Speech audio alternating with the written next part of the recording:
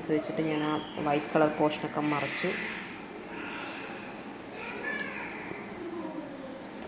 സെറ്റായിട്ട് നമ്മൾ ക്രൗൺ ഉണ്ടാക്കിയ മോഡൽ പോലെ തന്നെ നമുക്കിങ്ങനെ അരപ്പട്ടയും ചെയ്തെടുക്കാം. അതുപോലെ തന്നെ കയ്യിലിടുന്ന ബാൻഡ് അതെല്ലാം നമുക്കിങ്ങനെ ചെയ്തെടുക്കാം. പിന്നെ ഇതിൽ നമുക്ക് എക്സ്ട്രാ നമുക്ക് വേണമെങ്കിൽ നമ്മുടെ വീട്ടിൽ തന്നെയുള്ള ഗ്ലിറ്റർ ഗ്ലൂ ഉണ്ടാവുമല്ലോ, അത് വെച്ചിട്ട് ഡിസൈൻ കൊടുക്കാം. സോ എല്ലാം വളരെ സിമ്പിളായിട്ട് കുറഞ്ഞ ചിലവിൽ നമുക്കിതെല്ലാം സെറ്റ് ചെയ്തെടുക്കാൻ പറ്റും.